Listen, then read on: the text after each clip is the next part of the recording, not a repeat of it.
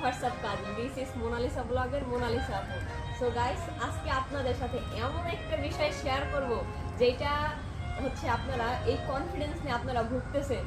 আপু হচ্ছে সাইকেল চালাতে পারে না, ইভেন হচ্ছে সে এই অবধি পর্যন্ত সাইকেল টাইকেল কিচ্ছু চালাইতে পারে না। সে হচ্ছে বর্তমানে অনার্স সেকেন্ড ইয়ারে আছে আমাদের রাজেন্দ্র কলেজে। তো আজকে দিয়ে তার হচ্ছে 3য় দিন ক্লাস। যদি আপুর কাছ থেকে একটু তার হচ্ছে অভিজ্ঞতা বা তার সে যে এক্সপিরিয়েন্স গেদার করছে ওইটা একটু আপনাদের কাছে আজকে শেয়ার করবো। আপু আসসালামু আলাইকুম, কেমন আছেন? এই তো আলহামদুলিল্লাহ ভালো আছি। আচ্ছা, আজকে দিয়ে হচ্ছে আপনি যে স্কুটি ক্লাস করতেছেন কতদিন? এটা 3য় দিন চলে। 3য় দিন। সো প্রথম দিন হচ্ছে আপুকে আমি গাড়িটা জাস্ট কন্ট্রোল করা শিখাইছি, দেন সেকেন্ড দিন হচ্ছে কিভাবে স্টার্ট দিতে হয়, কোন সুইচের কি কাজ, এবং আস্তে আস্তে পিক আপ দেওয়া জাস্ট সামনে আগাইছে। বাট আজকে সে একটা স্পিডে, মানে একবার যদি পিক আপ দেয় সে একদম কলপার যাইতেছে, কলপার থেকে দেন আবার দর্শন বিভাগের সামনে। তো মানে আপনার প্রথমে কি মনে হয়েছিল যে আপনি হচ্ছে স্কুটি চালাইতে পারবেন কিনা বা এরকম? আমি হচ্ছে সাইকেল চালানো অনেক ট্রাই করছি, বাট কোনোদিনও পারি নাই। তো আমি ভাবতেছিলাম যে পারবো কিনা, অনেক কনফিউজ ছিলাম, আপনাকে তো আমি বলেছি।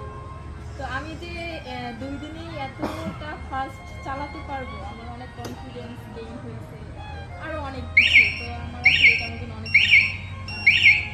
তারপরে হচ্ছে বলবো যে আপনি ধরেন প্রথম মনে হয়েছিল কি যে আমি পারবো না, হ্যাঁ, আমি তো হচ্ছে পারবোই না।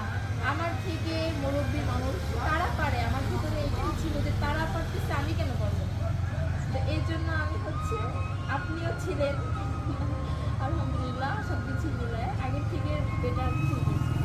সো গাইস, এইখানে হচ্ছে কথা একটাই ভাই, আপনার মাথার মধ্যে এই কথাটা সেট আপ করবেন যে আমাকে পারতে হবে, আমি পারবো।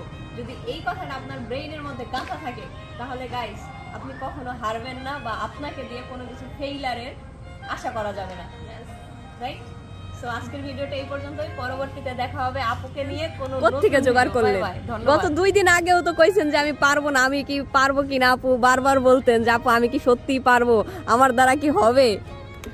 হ্যাঁ, তার মূল কারণ আপনি আমার কনফিডেন্স যোগাইছেন। বাইক চালানো থেকে সব থেকে বড় বিষয় হচ্ছে কনফিডেন্স, আচ্ছা। যেটা আপনি আমাকে সবসময় দিয়েছেন। থ্যাংক